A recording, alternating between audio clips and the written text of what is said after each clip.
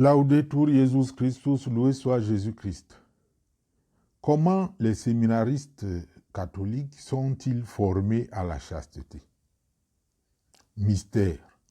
Beaucoup de fantasmes ont toujours été propagés sur le sujet, mais ils sont certainement rares, ceux qui peuvent répondre à cette question de manière succincte et claire.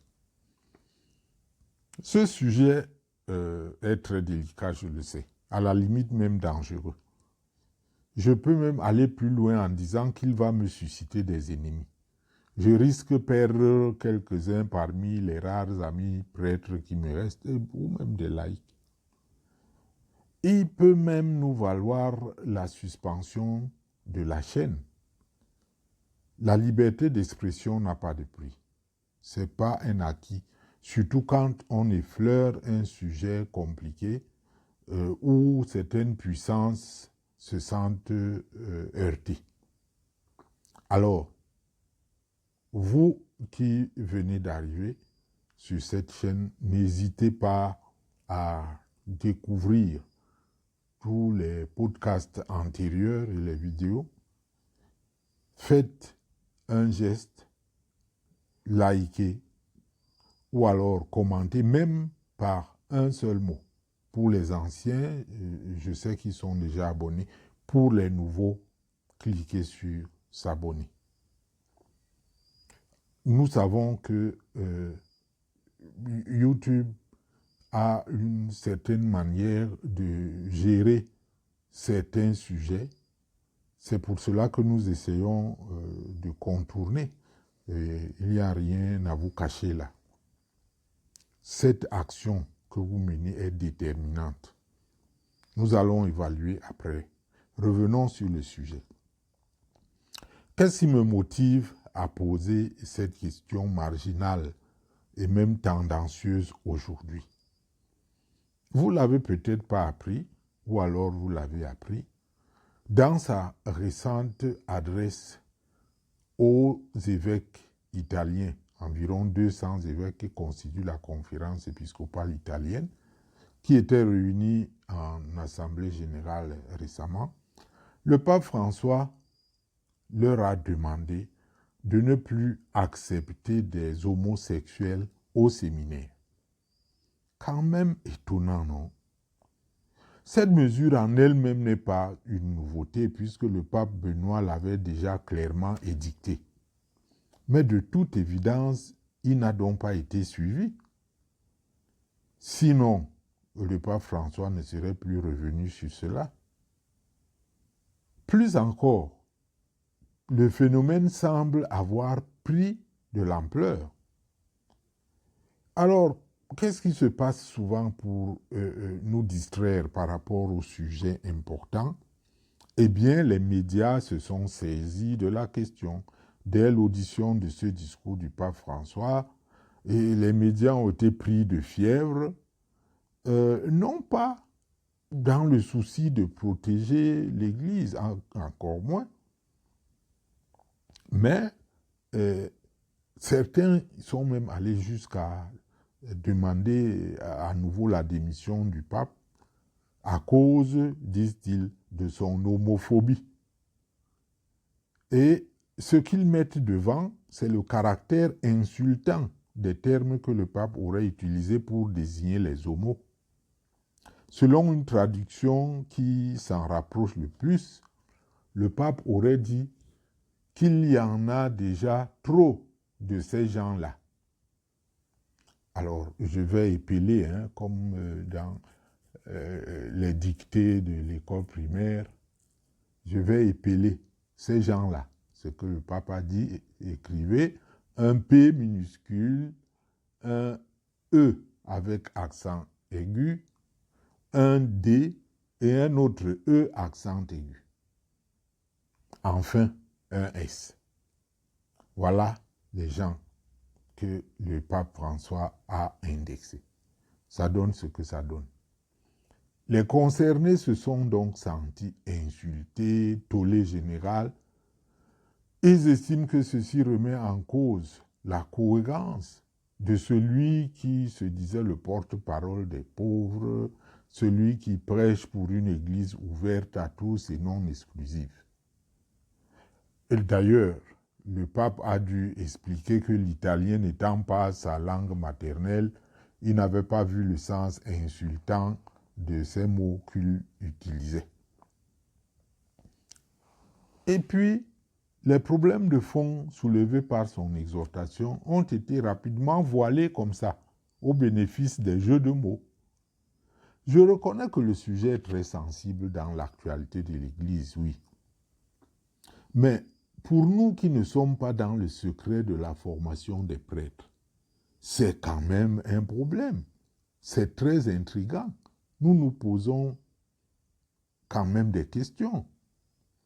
Personnellement, je croyais que le 6e commandement du décalogue, tu ne commettras pas d'adultère, s'appliquait à tous, c'est-à-dire aux séminaristes aussi, et bien évidemment aux prêtres religieux, religieuses, qu'on soit homo, hétéro, trans ou autre, pas seulement aux laïcs.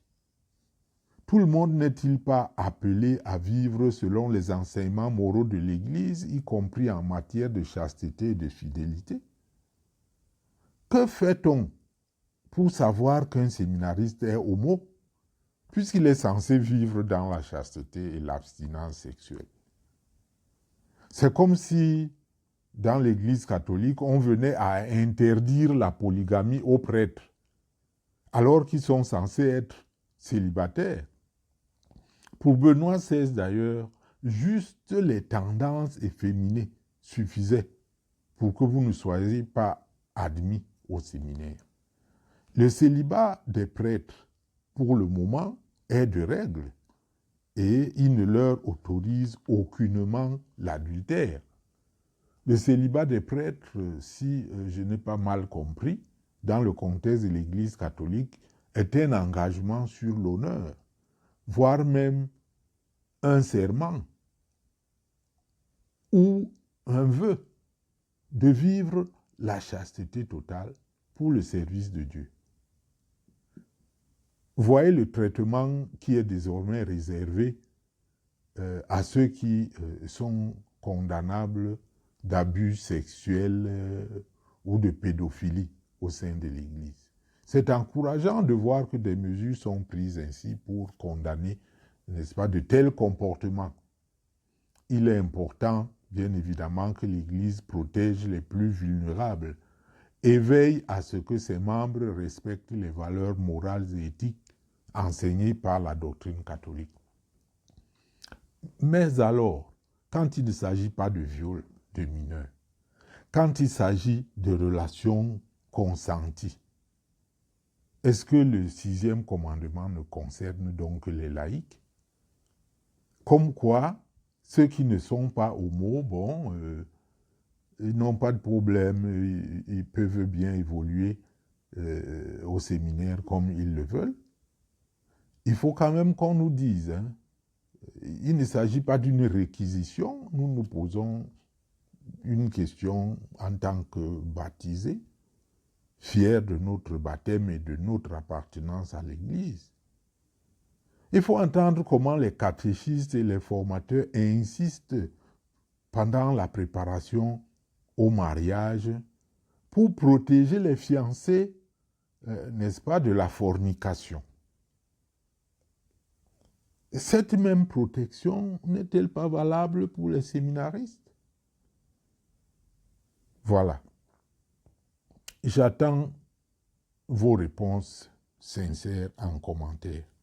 Je ne m'attends pas du tout à ce que les grands formateurs les plus appropriés puissent répondre, encore moins les évêques.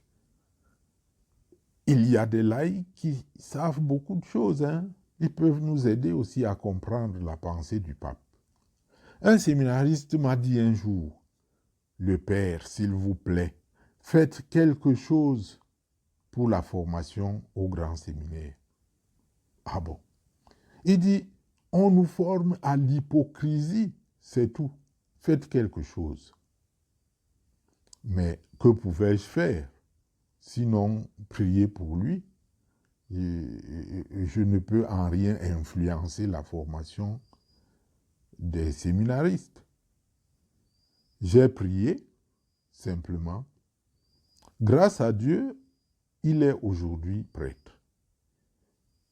Comment s'est-il débrouillé? Je n'en sais rien. Peut-être a-t-il juste perfectionné son hypocrisie. Je n'en sais rien. Mais le pape François, comme il en a désormais la renommée, il vient de casser là, en réalité, encore une baraque. Il se peut qu'il soit mal informé. A-t-il été mal informé? Nous ne savons pas. Ou alors, est-il vrai que ces gens sont vraiment trop nombreux dans les séminaires, là où on n'aurait pas pu soupçonner?